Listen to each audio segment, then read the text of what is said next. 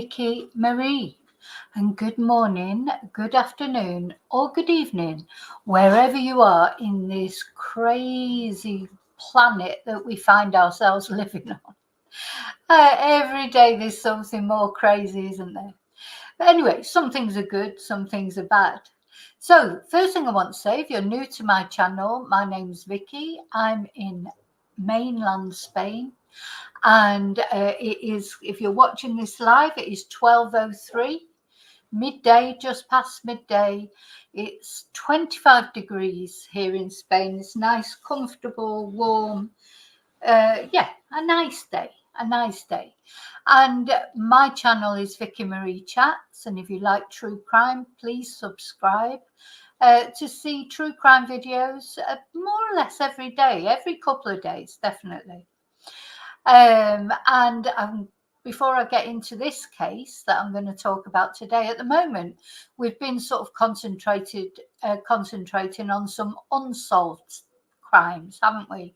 And the main sort of areas I cover crime are the UK, Australia, and America, but also Europe. So across Europe as well. So it could be any one of those areas.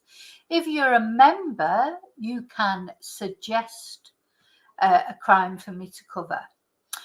Now then, so I want to thank everyone who subscribes, everyone who watches, everyone who leaves their fingerprint on the DNA button and leaves a like. These are all free ways that you can help my channel. Some people go a little bit further and become members. I want to thank all my members. And we do at least in those two levels. There's Let's Chat and Carry On Chatting. And in Carry On Chatting, we do one live stream every week. And on Let's Chat, we do two exclusive lives, one every 2 weeks. Also, you get to use the special members emojis, and you can suggest a case for me to cover. I also want to thank people that buy me Ko-fis or send me PayPal or stickers, etc. Thank you so much for those of you who go an extra mile in supporting my channel. So, but the biggest thank you is just thank you for being here with me, sharing some time with me to discuss these cases. So the unsolved case, let me take the banner off actually. The unsolved case we're going to talk about today is a little bit of a different one because technically this case is solved. This case was solved over 10 years ago when it happened. And this case that we're going to talk about today is the case of this unfortunate lady, because whatever happened, it was a tragedy. This is Ellen Greenberg.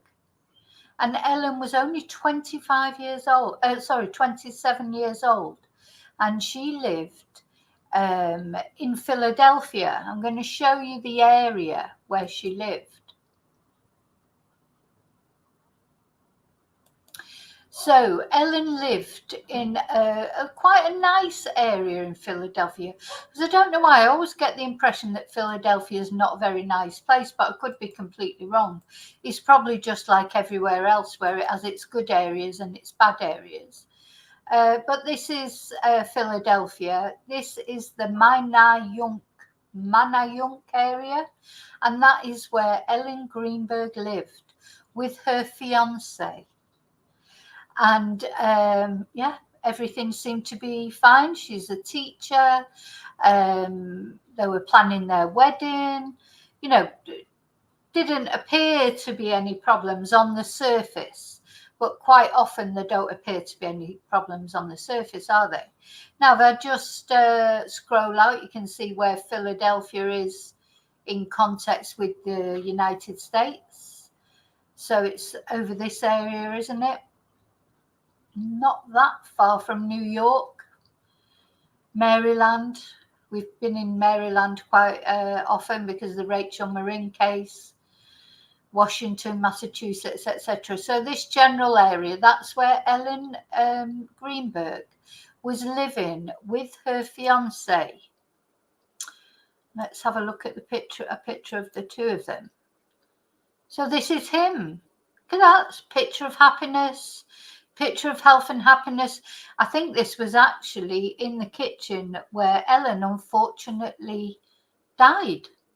So there she was. She had she was a first grade teacher at Juniata Park Academy in the Juniata neighborhood of Philadelphia.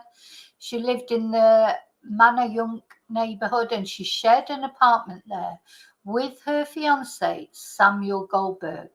Now there's allegations that Samuel was abusive to her, but that again, it's allegations. Anyway, this particular day, when unfortunately Ellen Greenberg left this world, I hope she's in the arms of Jesus now, and all her troubles are behind her. But on this particular day, oh, sorry, these bangers going off, these fiestas going on in my village.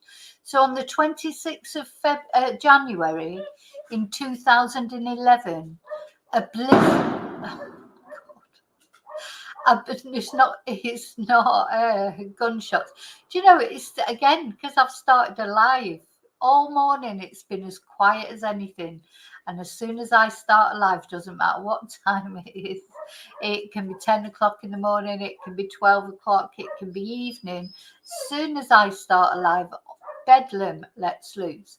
Anyway, so on this particular day, the January the 26th, 2011, a blizzard apparently hit Philadelphia, and therefore Ellen, who should have been at work really, she came home to her apartment, and she was apparently preparing a fruit salad in her apartment, and her partner, he said he was going to go down to the gym. I think the gym was actually in the apartment block itself. Off he went to the gym, left her preparing a fruit salad, seemingly no problem, everything fine. And when he returned, he could not get into the apartment.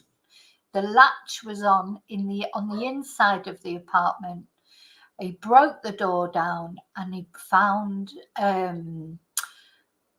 after an hour of trying to get hold of her, like on the phone, etc., he broke down the apartment door and found Ellen dead on the kitchen floor with 20 stab wounds. 20 stab wounds. And we're going to listen to the 911 call that he made. He presumed immediately she'd stabbed herself. That's the words he uses to the 911 operator. She stabbed herself. Before knowing any more about what had happened, that was his words. Okay, so that's what we're going to talk about. Poor Ellen left this planet that day, and we're going to talk about how her death was initially ruled as suicide. Anyway, you won't believe it. Let me just say hello to everybody first of all, and then we'll get on with this story.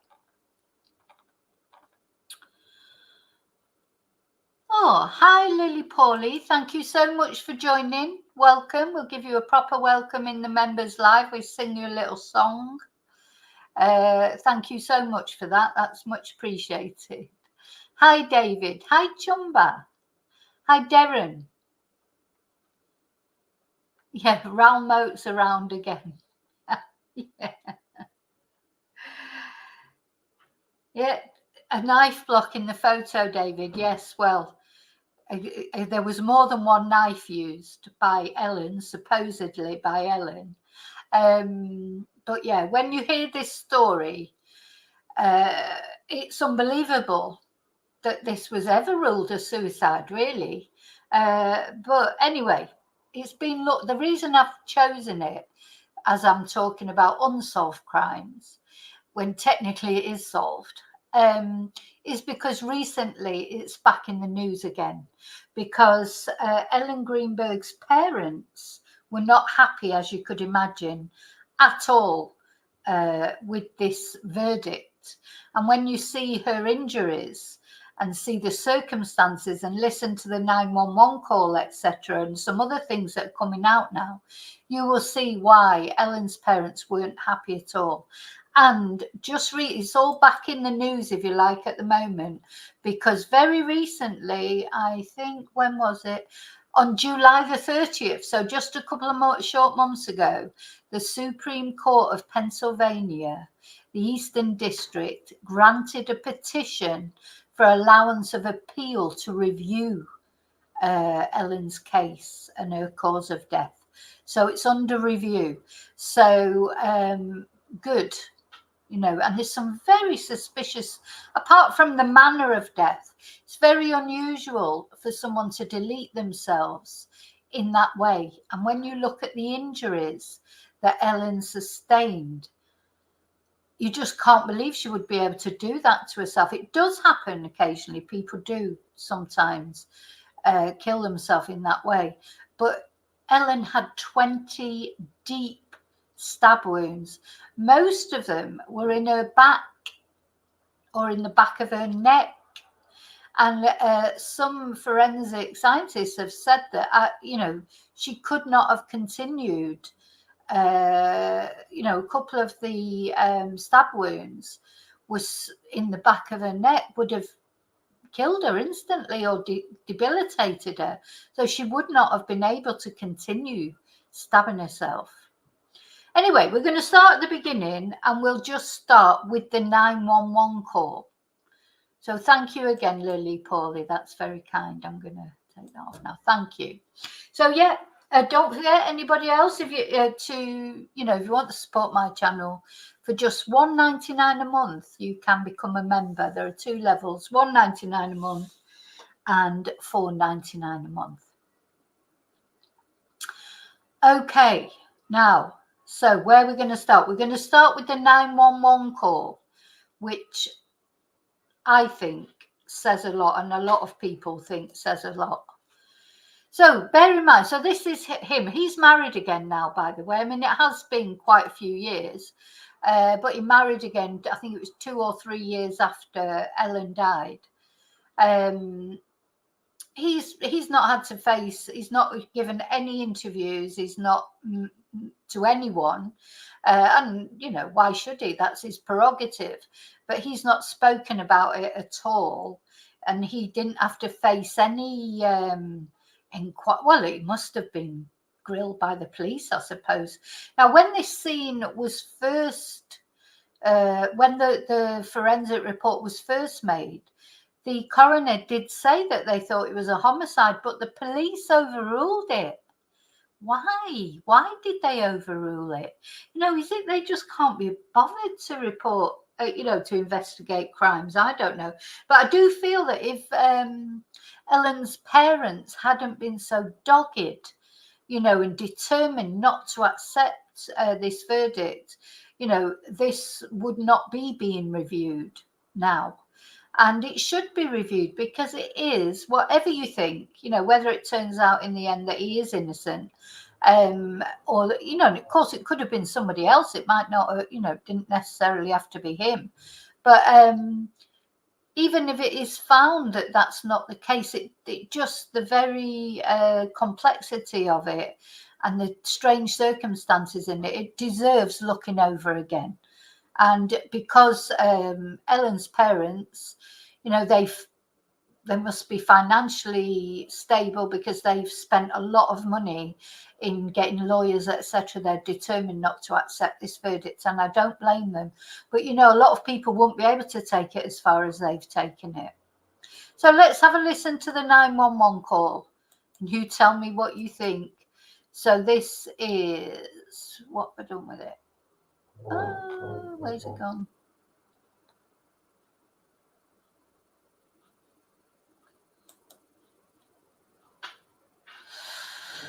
Uh, 911. Okay, so we're going to listen to the 911 call. It's about four minutes, just over 4 minutes long. It's very interesting, I think, very telling. I just walked to my apartment. My fiance's on the floor with blood everywhere.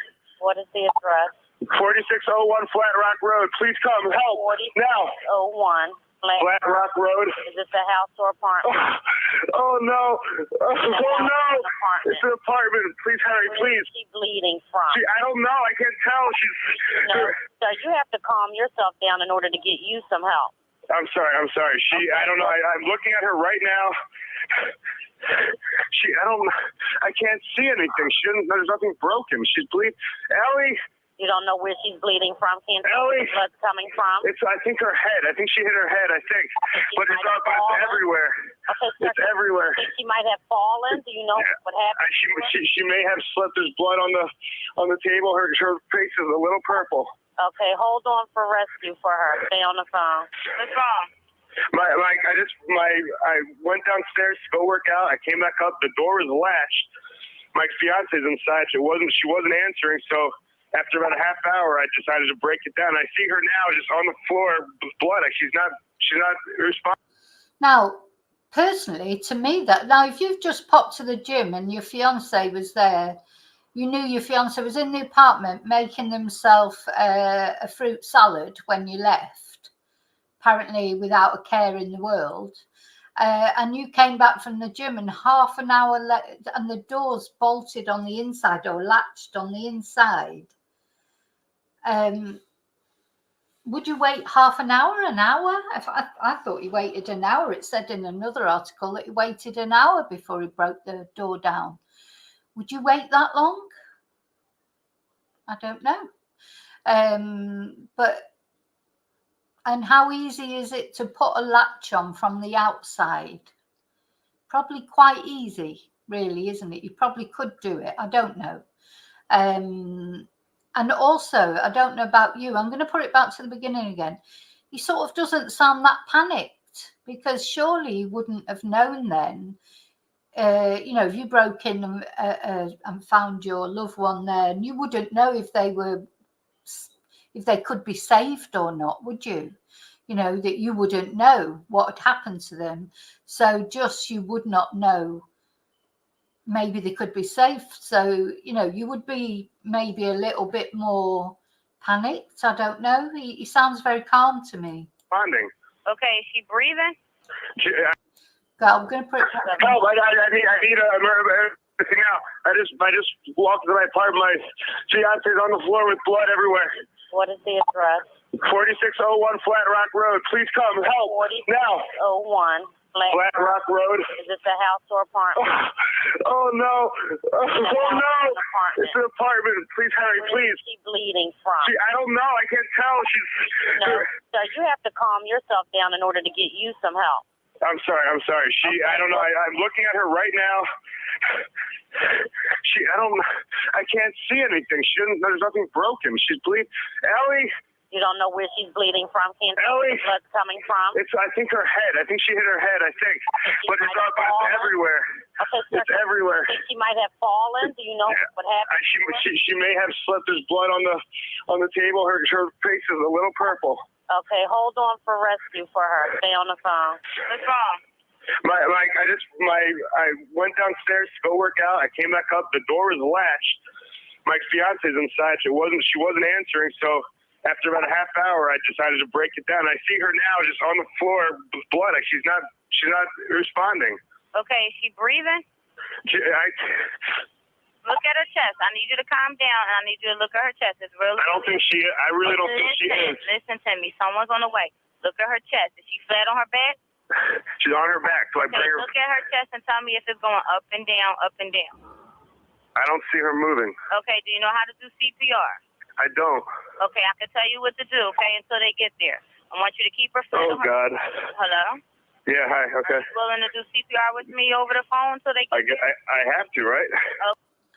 Now, did you hear that? This is something that's caused a lot of consternation, because when the 911 operator says to him, "Are you prepared to do CPR with me over the phone?" He went, "Well, I have to, right?" and sort of laughed. I mean, you would do anything. You would do anything to try and save your loved one, wouldn't you? Let's just listen to that again. So this is what's caused a lot of people were concerned about this. Oh, God. Hello? Yeah, hi, okay. Are you willing to do CPR with me over the phone so they can I have to, right? Okay, to get her flat on her back, bare her chest, okay? You want to rip her shirt off, okay? You need to kneel down by her side. Oh, my God. Ellie, please. Listen, you can't freak out, sir, because you Okay, I'm trying not to. Her shirt won't come off. It's a zipper. Oh, my God. She stabbed herself. Where? She fell with a knife. Oh, no. Her knife's sticking out. Her what? There's a knife sticking out of her heart. Oh, she stabbed herself? There's a knife sticking out of her heart. She fell on a knife, he said. Then he said, oh, she fell on a knife. There's a knife sticking out of her heart. And then did you hear then the 911 operator? You could tell she was there thinking, because she knows as a 911, it's not often that happens. It does happen. I've researched it because of the Evelina Sasak case. It happens very, very rarely. But normally people they stab themselves in the neck or in the wrists where they're, sorry to be graphic, but, where they know there are veins where they'll bleed out quickly. Nobody wants to agonizingly kill themselves, do they? They want to take, if somebody's decided to do something like that, they want to do it in the most painless way possible, I would imagine. So let's just hear that again. It was strange the way he said it.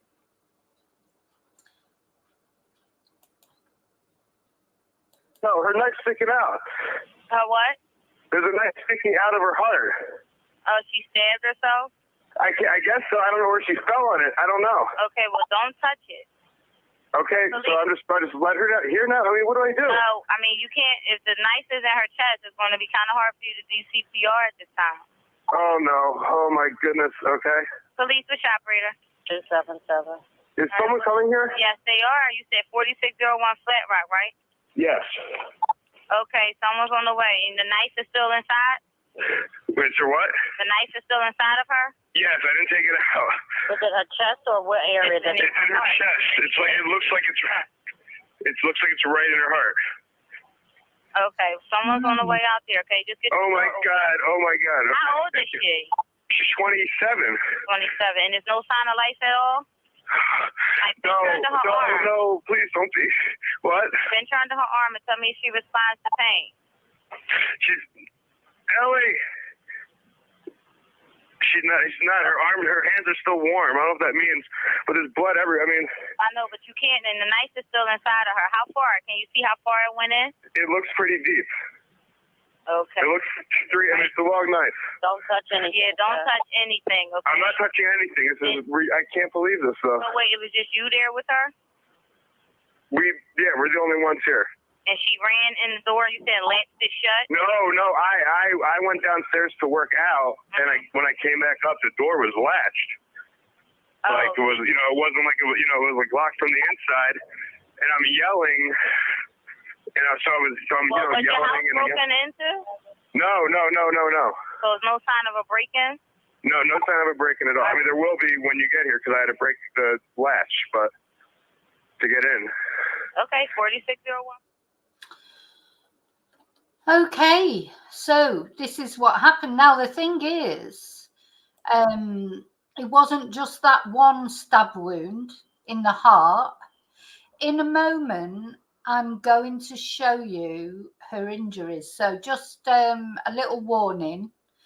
I'm going to show you the picture from the post-mortem. I mean, not the actual picture of her body, but a picture that was put together, if you like, of her injuries. So it wasn't just that one stab in the heart, and this is what's causing all the this is why people are concerned, and you'll be able to see why. These were Ellen's injuries. So she had 20 stab wounds, and so these to the chest here, one of those will be where he saw the knife was still in there. But the ones that are causing the most consternation are these stab wounds to the back of the neck and to the head. And two in particular of these stab wounds, first of all, is how the hell did she stab herself in the back of the head? And secondly, two of the stab wounds probably caused death. So she wouldn't have been able to continue stabbing herself after that. Also, a concerning factor is she had bruising around her neck as if she'd been strangled. So the it's like the Keystone Cops, isn't it? It's like, oh yeah, all these injuries. Oh no, it was definitely suicide. Just ridiculous. The other concerning thing was that Ellen had bruising, old bruising on her as well. So it seemed like it's possible that he may have been abusive to her in the past because she had several bruises that had sort of faded, etc. So I think as soon as you look at that picture and see all those stab wounds and where they were, how could somebody do that to themselves? I mean, to me, it just defies belief that anyone could think that that was a self-deletion. Anyway, I'm going to take that off now because it's not very pleasant to look at. So, 27-year-old woman, prime of her life, a teacher. There's hi Mello, hi BF. You know, there's so many strange things about this case. Now, one thing I'd like to say about it is I did notice, you know, of course, all these photos, look at these smiling, you know, the photos with her husband with her partner. Oh, smiley, smiley. We're always seeing these kind of photos, aren't we? Where, you know, the perfect life all looks great. But one thing I would say about Ellen, she's very thin, isn't she? Very thin. And I feel that she's got that beautiful smile, but it doesn't quite reach her eyes, in my opinion.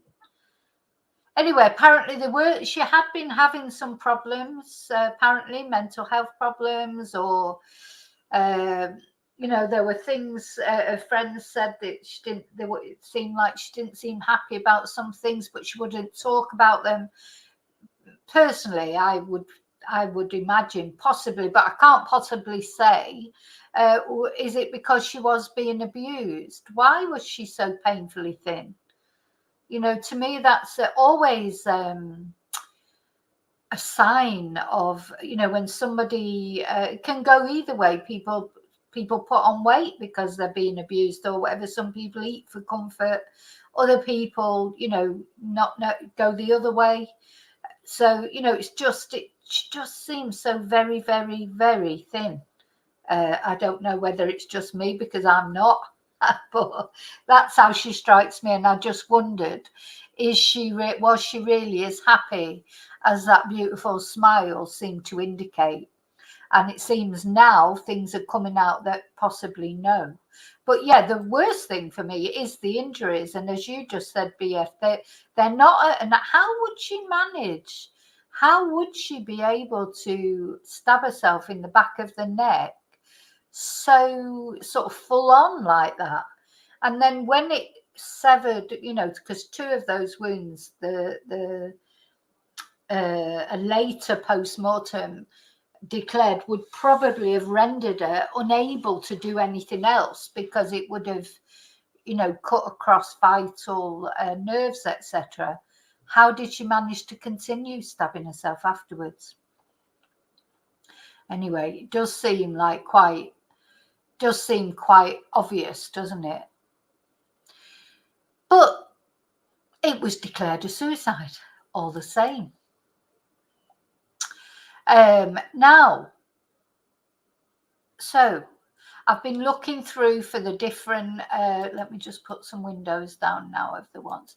Now, NewsNation has, oh,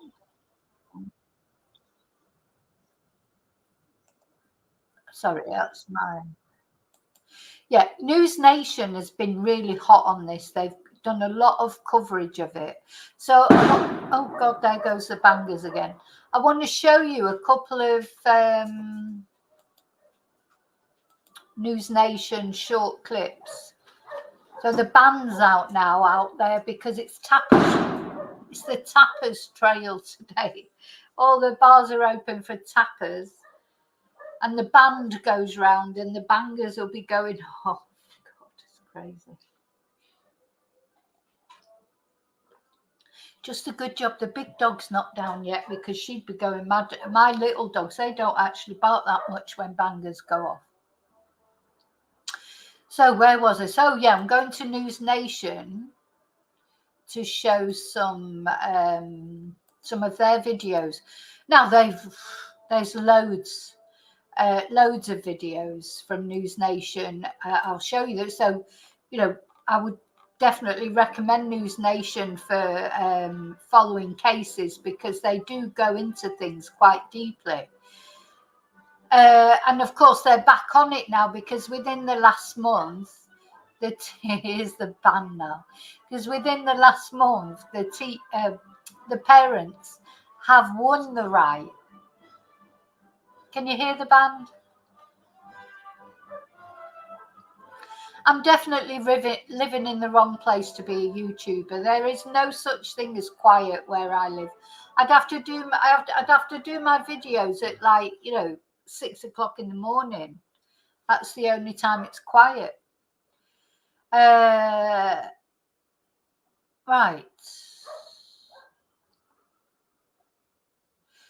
So I'm going to show you her parents talking now. So amazingly, and maybe I shouldn't be amazed because it's you, you got access to the apartment. What did you see? We did. So NewsNation went back to the apartment and actually got access to the apartment. It's quite interesting, this. Brian Ent, he goes in there. So we went back. He goes into the apartment. The people that live there didn't even know what had happened there. The people who live there now. That wouldn't be very nice, would it? When you're living in your new apartment and then you find out there was a brutal either suicide or murder there. To the apartment building. I mean, it's been, 13 years now. It's a nice area, nice part of Philadelphia. A lot of young professionals live there. We got in and we were able to get inside. I mean, the people who live there had no idea, by the way, that this happened in their apartment. So it was like a bit of an awkward moment. We had to explain all of that, but this is what it's like. We're inside the condo building where Ellen Greenberg lived with her fiance, and this is the actual apartment where Ellen was. This is where she was discovered, right inside here. What's interesting is we were looking at the crime scene photos. The locks here. So have a look at the latch. Are exactly the same. This was the latch. It's exactly the same as the latch. So this latch was on. Now, I suppose there is a possibility that Ellen, maybe if she was, had been waiting for the opportunity to be on her own and, delete herself as soon as he went out. Did she go over, latch the door in the middle of making her fruit salad? It just doesn't make sense at all. But this is the latch that was on. Now, I would say you could put that latch on from outside. You could open the door a little bit, hook it over.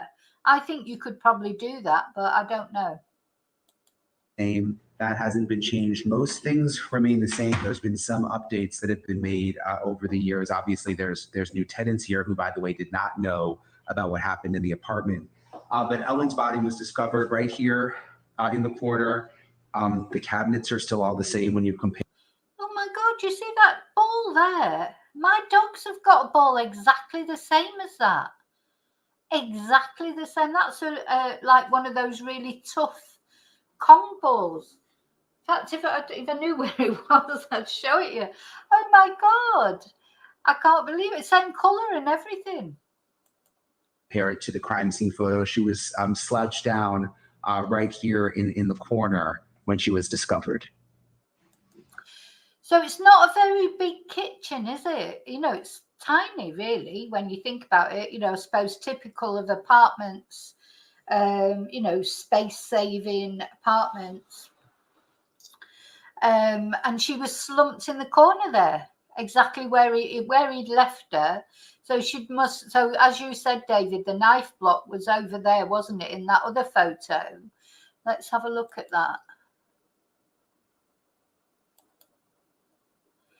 Where's that photo with the knife block? So look, the knife block was right there up in the corner. Looks like the cupboards have been changed, but that's where it would have been. So was she just making herself a fruit salad and then she just thought, oh, get a knife and start killing myself? I mean, come on. Crackers, isn't it, really?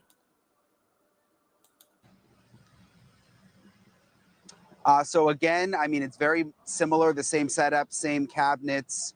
The people there had no idea, but it was strange being in that spot because she was right there in the corner by the stove, kind of by the sink there in the kitchen area. Weird place for a suicide if you're stabbing yourself 20 times and stabbing yourself once after you're dead again. Real quick. I love Banfield because she's always, you're stabbing yourself once after you're dead. It's like, because one of those stab wounds, the pathologist has said would likely have killed her. So how could she make the other stab wounds? But yeah, there's not much room there, is there? I mean, would you suddenly start being frenzied in a little corner like that? If you would do it at all. And I mean, she wasn't. She was an intelligent woman. She was a teacher. At least she would have known, surely, a less violent way to do it. If she was, people do it. People do kill themselves. So that's, at the end of the day, that is what happens. But surely she could have found a less gruesome way of doing it. And the force that would have been needed. I mean, when we look at her and how thin she is, and she is thin, her arms are especially thin. She doesn't look like she's got much power there. It takes a lot of power to make big stab wounds like that. Quickly, Brian, the authorities have possession of Ellen's journal. If this is not a murder, nor is it an open investigation into a crime, why won't they, or will they, return the journal? Because Ellen's parents say they have not been allowed to get her journal back. Yeah, I found this to be one of the most interesting things that we've discovered over the last 24 hours. They can't get the journal. They say that Ellen's therapist had her keeping a journal. They want to see what's in it. For some reason, that's one of the only things that police won't give up. Listen to what Ellen's parents had to say about that. It's very interesting. The medical examiner's office still is holding that journal. They won't release that time. Which is, there's no reason for that, because this suicide is not a crime. So all these years later, they won't give you the journal? No. Nope. They won't give me her Ugg boots. They won't give me her glasses. Nope. This is all what we've been going through. Stupidity like this. What's the reason they give? They don't. So this is Ellen's parents, who, as I say, they're the ones that they've been really pushing this. They wouldn't let it go. The police have been horrible to them, to be honest. And now there's a lot of Ellen's property that the police won't return. Now, it may be that the police are still investigating this, and, just know what they're like when the investigations are going on. They're top secret and they don't say anything. But like Ellen's parents are saying, if this case has been ruled a suicide, there's not supposed to be any more to it. Why won't they give them her possessions back, her journal, etc.? Why won't they give it them back if the case is supposedly closed? So it's all quite odd. So do you not know what's in the journal? No. No, we've never seen it. We've never seen it. But if they're saying it's just a suicide... They don't say They say it's a suicide and the case is closed. So then why can't you have the journal? Exactly. We'd like to know Maybe you why. want to ask them. Do you think there's something in the journal that she wrote that makes it seem like it's not suicide, which is why they don't want you to see that? No, We don't know. So these parents, Ashley, if you can't tell, are fighters. You mentioned it. They've spent $700,000 of their own money. They just had a big win, a big victory in the Pennsylvania Supreme Court, which we reported on last week. They're going to be able to, reinvestigate some of this, but they're very confused still, 13 years later, and very upset. As am I. I'll be honest. Okay, Brian Enton, great work down there. Thank you. I know you're continuing to investigate. So, yeah, as I say, NewsNation have been right on it, which is good because it needs, it needs news. It needs, what's the word? It needs highlighting, doesn't it, on programs that have a lot of viewers like NewsNation, etc. Now, so at the moment, because it's, you can see, I hope it all gets resolved before, because, the parents aren't getting any younger, are they? So I hope they get some answers, in the near future. But they have won this, they have had a win in the sense as it is going to be looked into again. So since then, they've been reporting on some different things. I mean, as I say, it's all here. I can't play every single NewsNation video, but like the autopsy photos, for example, they show stab wounds, bruises. Let's have a look at that. Over the course of our coverage, we have repeatedly reached out to the Philadelphia District Attorney's Office, and only today did we receive an answer, if you can call it that. The DA's office said, and I quote, "We have no further comment regarding this case." So that's the only comment that the DA's, the attorney's office has made. We've no further comment regarding this case. It sort of encourages me that a little bit because it makes me wonder: are they still on it? And is that why they don't want to comment on it, or not? I don't know. Period. End quote. Further comment. Where's the closer comment? There's been no comment. Brian Enton joins me now live from Philadelphia. Brian, start right now with the new photos. What did you discover? Yeah, so we're outside the Philadelphia Police Department tonight, Ashley, which is a little awkward because we've sort of been calling them out for the last month or so with these reports, but it's such a strange investigation. We've talked about the stabbing, which you mentioned, the 20 times that she was stabbed in the front, in the aorta, in the back. But what's interesting and hasn't got a lot of attention is the bruises. And I want to warn you, we're going to show you some autopsy photos here. We're trying to be sensitive, so we zoomed in. But there were bruises all over her body, Ashley. Bruises all over her body.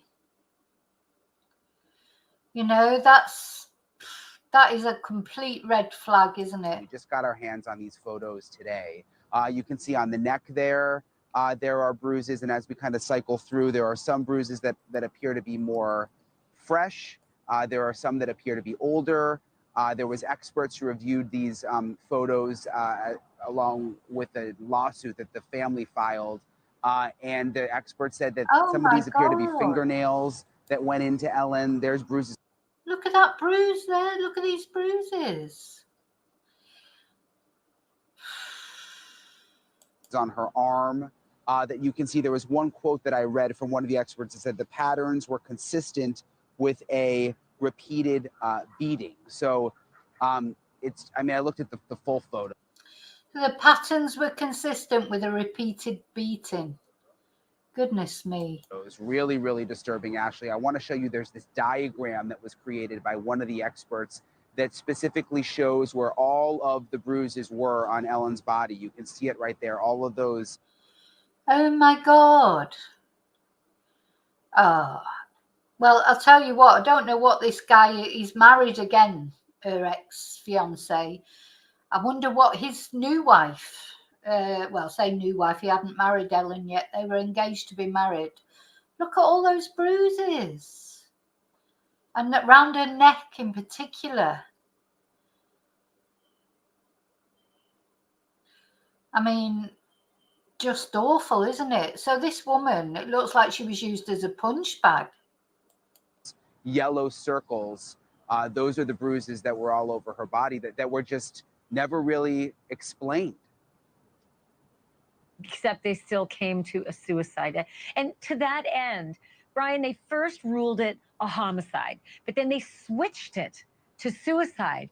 And as it turns out, yeah, it was very odd. It was very first, it was ruled as a homicide, and then they switched it to a suicide verdict. And I don't know if you know or not, but if you've ever followed either my videos about Evelina Sasak in the Nicola Bully case, you know, the vet, that was the same for her. When the police first arrived on the scene, they thought it was a homicide scene. And then it was later at the inquest, it was changed to a self-deletion. So it's odd, isn't it? they almost switched it back to homicide and then didn't. What's the story there? Yeah, that's something that we just learned, which was mind-blowing. We interviewed the prosecutor on the case who was assigned to go over the case and review all the evidence and documents. And he had to find a lot of the like evidence was in a storage closet, hard to find, which was weird. But when he went over everything, he says that he was positive that it was not a suicide. So he called up the medical examiner. This was back in 2015. And he said, how the heck is this a suicide? Like, what are we going to do here? This doesn't make any sense. And he says that the medical examiner agreed that he would change the cause of death to maybe homicide, but maybe undetermined. We talked to Ellen Greenberg's family. Yeah, at the very least, it should be undetermined, shouldn't it? I mean, having said that, do you know what? You know, when you're in this parallel universe, quite often, aren't we? If you deal with true crime and you're interested in true crime and the things, quite often you feel like you're in this parallel universe where, you know, it's like, is it me? And that's how it feels with this. But at the very least, if they couldn't prove that it was homicide, you know, at the very least, it should have been undetermined. But then when we looked at that latch before in that apartment door, that would be easy to put that latch on after you'd gone out. Easy. You just close the door to, throw the latch over. You might have to try it a couple of times. You know, it might not catch the first time. Or you get a fork or something and pull it to, just the easiest thing in the world to latch that door after you've gone out. And, you know, there's more suspicious things about the partner that I'm going to show you in a minute. There's some CCTV of him coming back after the gym. And when the first responder arrived there, he was wearing shorts. And when the first responder arrives there, the first responder swears he was wearing long trousers by then. So, you know, like we heard about somebody changing into his gym clothes, seems like this guy changed out of his gym clothes. Did he? You know, so we're going to look at that in a moment. Family attorney about that very interesting nugget. This is what he said. The medical examiner said, well, we're going to change it. 100% we're going to change it. I just don't know to what. Do we make this undetermined and let more investigation occur? Yeah. And then see if this is a homicide? Yeah. Or is that enough to say, hey, this is a homicide and we should be proceeding as though this is a homicide? Do you think he just got distracted, or do you think there's something more to why he didn't do it? I think there's a lot more to it than why he didn't do it, which is why we have our second lawsuit accusing, or at least alleging, that he's an accessory after the fact of hiding a homicide. So It really is so strange, Ashley. Why would he agree to then change it back, but then years go by and absolutely nothing has happened? So another question, you went through the entire autopsy report. You say you found like big mistakes or even lies. Explain that. Yeah, so I want to show you another diagram so you can understand this, Ashley. And the knives, the stabbing wounds did not only go in the front of the victim, Ellen's body, but in the back, actually in the back of her brain and into her spinal column. And initially, so yeah, if you're a bit sensitive and a bit squeamish, you're probably better off not watching this. the medical examiner was trying to say that the knife did not actually pierce her spine, which is important because if it did, she wouldn't have been able to continue stabbing herself. She wouldn't have been able to move. So in the autopsy report, I want to read you this quote. This is the original autopsy report. It said, neuropathologist Dr. Lucy Rourke examined the spinal cord and concluded that there is no defect of the spinal cord. There it is right there in black and white. But what's interesting is when we interviewed the prosecutor and he was going over all the evidence, he says that he called that doctor and she said, wait a minute, I had nothing to do with the case. I never even did that. So there's a real mystery of how that ended up in the autopsy report, and it's an important part of it. Thanks for watching. Go to joinnn.com. So they're saying that woman said that, and she's saying she didn't say it. It's really, it's God. It just gets curiouser and curiouser. Anyway, so this is the paramedic. This is what the paramedic said. The only person who's actually getting new information is Brian Enton, who joins me live once again from Philadelphia. All right, so today, another bombshell. I mean, Brian, you and your team have been unearthing remarkable things that I think will lead to a big change in this case. Today, you spoke with the paramedic who actually responded at the time of this incident. What did you discover? Yeah, it just keeps unraveling, Ashley. We're outside the Philadelphia Police Department again. They're not talking, but plenty of others connected to the case are, including that paramedic. He has never spoken before, but he decided he was going to speak to us today. He's been a firefighter paramedic for more than 3 decades. He remembers responding to that scene very, very well and thinking that it was suspicious very early on. Take a look. Take me back to 2011 when you got the call. You would remember a scene like that, wouldn't you? I mean, I expect he's been to lots of very sort of tragic and graphic scenes. But just again, I would note in there that, she's got very, very thin arms, Ellen. Would she have the power to stab? And to stab yourself must be harder than stabbing somebody else, to be honest. If you're stabbing someone else, you've got no pain or anything, you're just in the fury of stabbing someone. But if you're stabbing yourself, you would be a little bit, because you wouldn't be sure, what the pain you're in as well would make it harder, apart from the strength that you would need to do it. And to actually, I just don't know how you could reach around the back of yourself and do that with that depth. So anyway, let's see what the paramedic said. The Ellen Greenberg call. Taking me back to the beginning. We were obviously coming from the firehouse. It came in as a cardiac arrest unresponsive code blue. And as I looked into the room, I could see the victim on the floor in what was like a kitchenette area, and there was quite a bit of amount of blood in front of her on her chest, and some in the room, and the knife was still sticking out of her chest. There was a knife sticking out of her chest, so I could see she was exceedingly pale. The room was warm, but she was cold, and the tips of her fingers were starting to get blue. So the engine lieutenant said, "Look, we didn't go in because we looked at it as though it might be a crime scene." And I said, "I think your supposition's correct." And once I went in and realized there was no pulse, I didn't disturb anything other. Yeah, so the police, when they first responded, stayed out of there because they thought it was a crime scene. Other than to leave it the way I saw it. There were some things that did seem a little strange for this kind of a call. One, that the knife was still sticking out of the chest.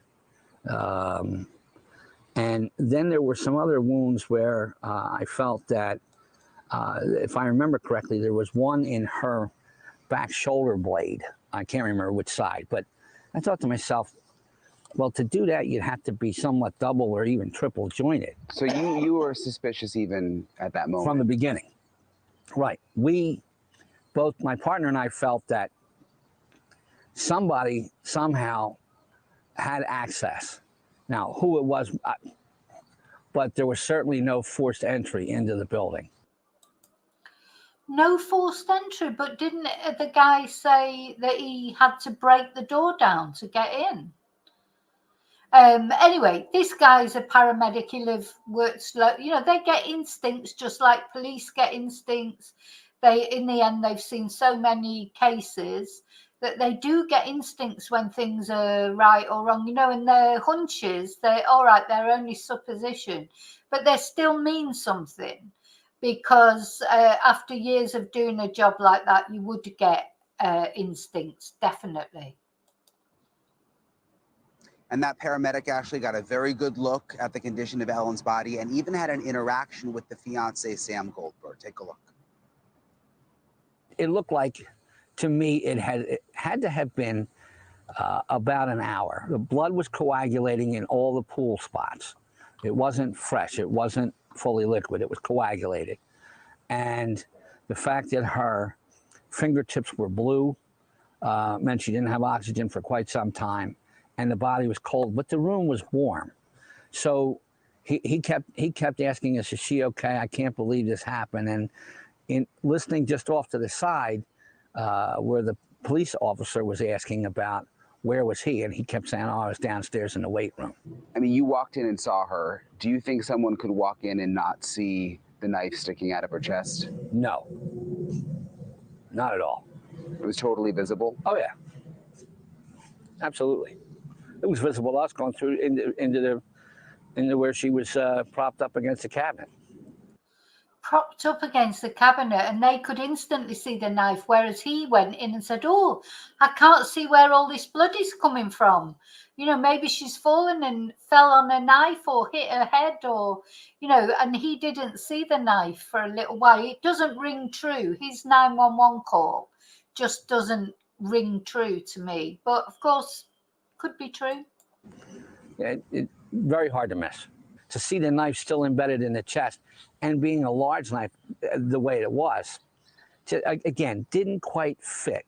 You know, all those things that you think about of, well, who else was here? Was more the case than, could she have done this by herself? He says, Ashley, that he does not believe in any way that this could have been a suicide. He also noticed something very particular about the fiance's clothing that I'm going to tell you tomorrow night. And we were able to get the surveillance video from the apartment building. We'll have that for you tomorrow night, too. That's what we're going to look at next. So, yeah, he remembered something specific about the clothing. Let's have a look. Oh, the drummers are coming now. Good God. Let's have a look. Ashley, we were able to obtain the surveillance video from the apartment complex where Ellen Greenberg's body was discovered by her fiance, Sam Goldberg. And in the surveillance video, you can see Sam Goldberg going into the elevator after working out, when he says he went up, and that's when he discovered Ellen's body. And what's interesting in the... So this is Sam now coming out of the, where he says he's been down to the gym. I mean, you know, I know we don't know for certain that he did it, but let's suppose he did. What sort of an ice cold monster would you have to be to then go down to the gym, pretend you're in the gym for a while, come back up and then go through all that? He was, he would have been composing himself, I suppose, ready for the performance of his life. Did he just lose it completely? And then he thought, oh shit, how am I going to get, what am I going to do about this? I mean, having said that, if he did lose it completely, he would have had blood all over his clothes, wouldn't he? But I suppose he could, when he went back now, because it's just coming to me now, because the paramedic, he's clearly got shorts on there and gym clothes. The paramedic said he's sure he had long joggers on when he went there. Had he changed back into the clothes he had on when he killed Ellen? Did he change into his gym clothes, go down to the gym, and then come back and change back into the clothes he had on when he killed her? Because of course he had an excuse for having blood all over him, because he was supposed to be there trying to help her, giving her CPR and this, that and the other. But so then And because the police didn't investigate properly from the beginning, where are those clothes? Was it not treated as a crime scene? Were the clothes not taken away? Oh, there you go, shooting again outside. Surveillance video, as you can clearly see that Sam Goldberg is wearing shorts, which is also what the security guard in the lobby said to police and also told us when we interviewed him, that he very clearly remembers Sam Goldberg wearing shorts, which you can see in the video. But what's interesting is we have now interviewed the firefighter EMT, who was one of the first on the scene. And he says that he very distinctly remembers Sam Goldberg wearing sweatpants. He remembers it now, he says, clear as day, and he also is quoted in a police report back in 2011, saying Sam Goldberg was wearing sweatpants, not shorts, which is what we see in the surveillance video. Listen to what the EMT told us. What was he wearing? Do you remember? I seem to think he was wearing like sweatpants and some kind of a t-shirt. As though he may have been exercising. But if you're off, or maybe it's just loungewear for you. But well, and your report from the time said that it was sweatpants, right? Which is interesting because there was another witness who said he was definitely wearing shorts. Okay. So I don't know if he may have changed. Didn't see that happen in front of me. And I don't remember the first responder company lieutenant ever saying that they saw him change. But if you wrote down sweatpants at the time and you still remember sweatpants, right? I mean, are you pretty confident it wasn't shorts? Mm-hmm. Absolutely. No, I would document everything we found. The thing that you never know is you don't know that from when he found her, quote unquote, found her, did he go in and do anything to the crime scene? We don't know. Fingerprints on the door handle. If you watch and you follow what the police do as far as detectives, they look for all of that stuff. But they didn't do that in this case. I don't know. I wasn't part of that. So just another interesting sort of strange tidbit to this whole thing. Is it? I mean, it's possible that he can't remember properly, because quite often witnesses are unreliable. But, oh, God, I watch a lot of true crime, and gyms are often involved in true crime, often, loads of, very often, wherever the husband said he was, while, the wife was being murdered. It's very often a gym. I think gyms are a good place to say because they quite often have, you videoed that you're in there or your swipe card to go in. So it gives you an alibi, doesn't it? Quite often I've seen that. There always seems to be gym gear involved. But anyway, so I don't know, but that's what he says. Now, it could be that he doesn't remember properly. Possible that Sam Goldberg changed clothes. Why is it we see him in the shorts in the video, but now we have this EMT who says he's sure that he was wearing sweatpants? We don't know. Sam Goldberg, of course, I should point out, has never been arrested, never been charged with anything, never been investigated from what we know. He's never responded to our requests for comment. We know he lives in New York now as a new wife and kids. No one's really commenting besides Ellen's family and attorney and that sort of side of things. On the other side, the Attorney General, Philadelphia Police Department, which is behind me, DA's office, Governor Josh Shapiro, who used to be the Attorney General. None of them are commenting really on the record at this point. There's, of course, ongoing lawsuits. So it's going to be interesting to see the way this shakes out. Supreme Court expected to review the case sometime at the beginning of next year. Ellen Greenberg. So they're not in any rush, are they? If they're going to start reviewing the case the beginning of next year, oh my God, it must be torture for parents to have to keep waiting. So I suppose they've waited 11 years or whatever. They've waited since 2011, a bit longer maybe. But, it must be so frustrating for them. But I'm just going to show you one thing now, though. So we've got to look at all sides of everything. Now, she had Googled, apparently, suicide. So according to this file, so this was 3 days ago, again on NewsNation, it said that she reportedly did use Google to research suicide methods. If it was her, of course. But anyway, let's see, because we've got to show all sides. Even way back in 2011, when Ellen Greenberg was found dead in a pool of blood in her Philadelphia apartment, it would have been routine for investigators to look at her cell phone or her laptop, because you can learn a lot about someone from their Google history, as we have seen on this show time and time again. And if you are planning to do something rash, your web searches will typically leave a popcorn trail. In Ellen's case, police apparently did report finding Google searches for how to commit suicide, but those searches only appeared in her file years and years later. Now, how would that be?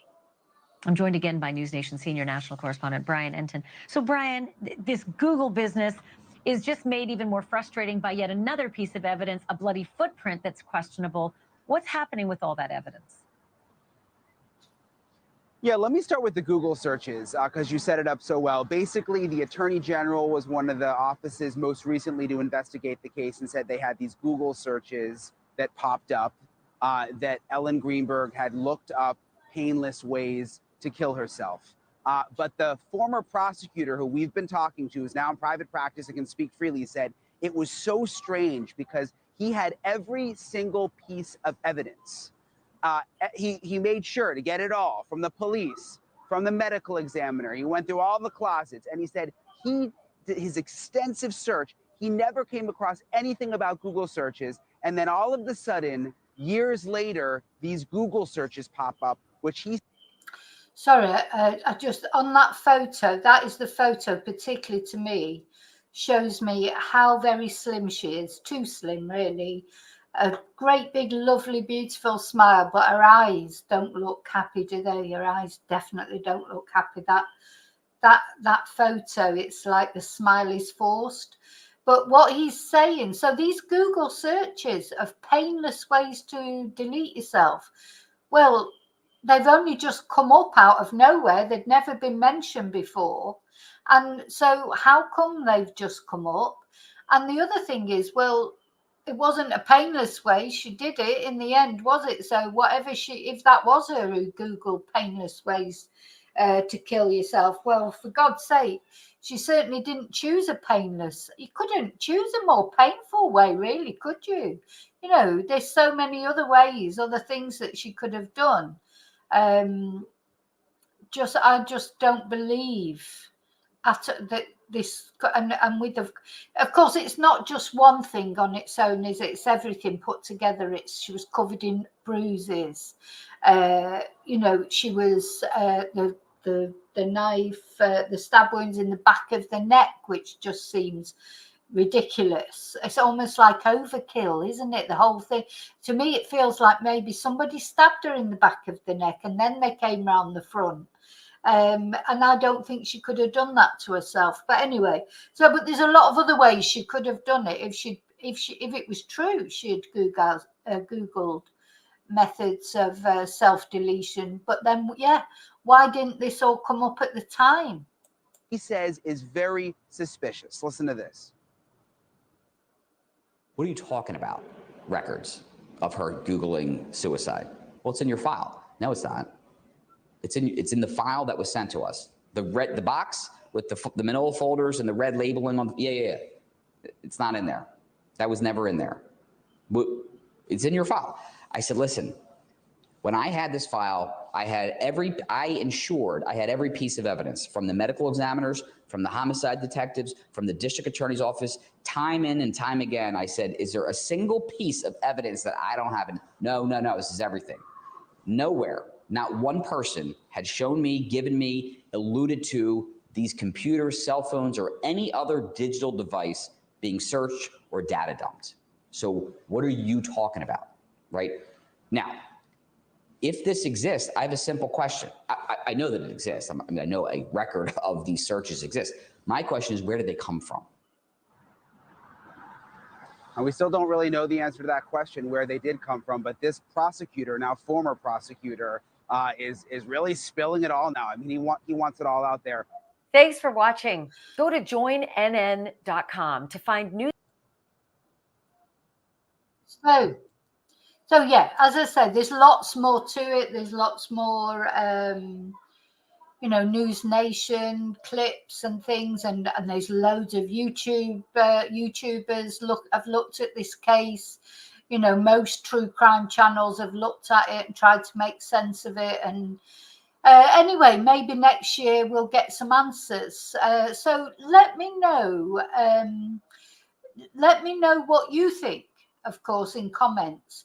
I'm just going to show you one more time. Yeah, I agree. Anyone could have Googled these things. Where did they come? And Pauline, I agree. I hope you're better now. But that's what I think when I see Ellen. I feel like she is probably being in a bad relationship. That is why she is so. She looks like she's got anorexia or something. She's so painfully thin, and the smile's not touching her eyes. And in view of what came up in the autopsy of all the bruises, I would say 100% there was something going on in that relationship. And maybe that day she turned around to him and said, "Oh, look, I'm not going to marry you," or whatever. Who knows?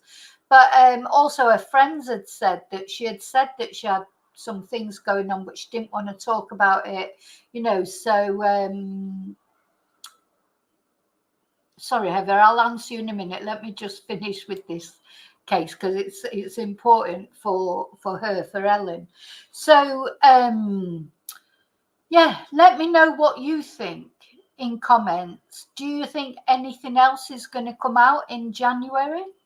Do you think that the Supreme Court will find something out? That I hope so. I'm going to show you again her injuries because I think it's important for anyone who's coming in. These are the injuries that she sustained, apart from the bruises that she had on her body. Could somebody of Ellen's size and stature have done that to herself? Let me know what you think in comments. Because personally, I don't see how she could, but what do I know? But and also when we saw the space, like the kitchen, how small it was, would she have even had the space to do that? I don't know. The only thing then that I could think was if she was just so unhappy and she was just waiting for some time when she was alone, and when he went out to the gym, she thought, right, I'm going to do it now. It's now or never. I won't get a chance otherwise. And then listening to his 911 call, which is at the beginning of this video, just all feels wrong, doesn't it? But anyway, if you disagree, let me know. Maybe you think, maybe you have a different view. That's fine.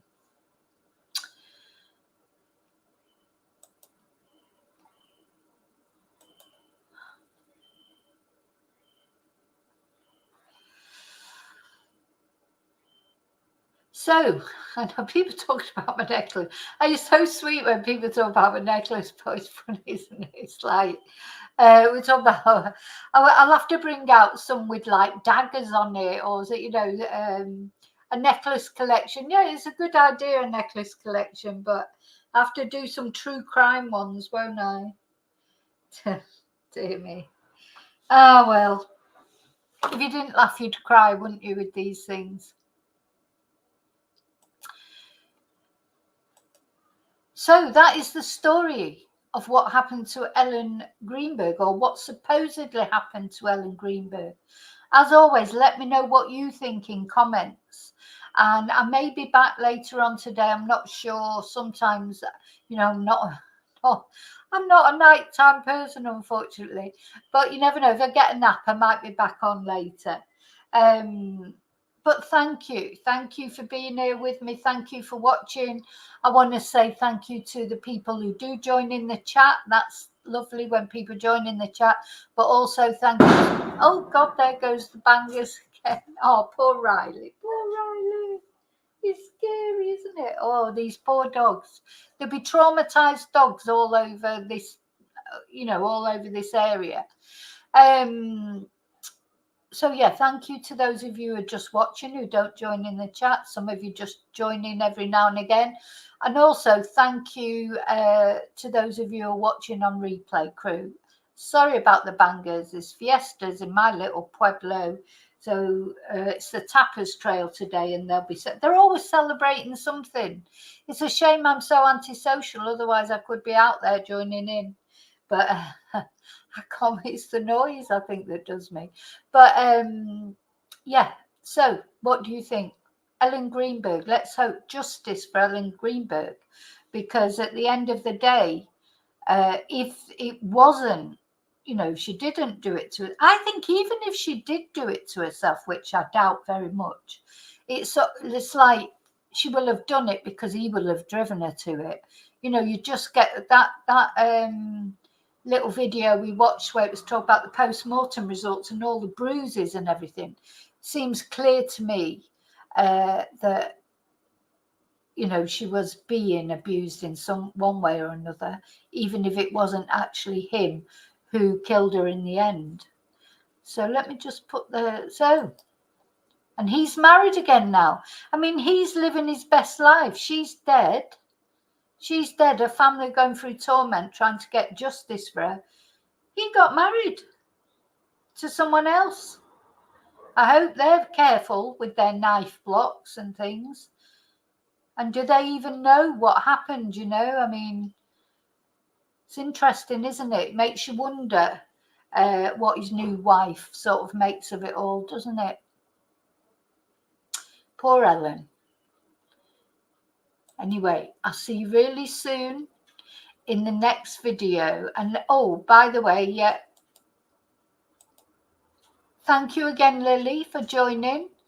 Lily became a member, and we're going to welcome her in the next Members Live. Thank you so much. And thank you to all of you who are already members. And I'll see you really soon in the next video. I'm going to put some photos on, not the horrible photo of Ellen, but a couple of nice photos with a little bit of music. And then I've got a new farewell video, just a short one. But I'll see you really soon in the next video. And until then, may your God, as always, go with you.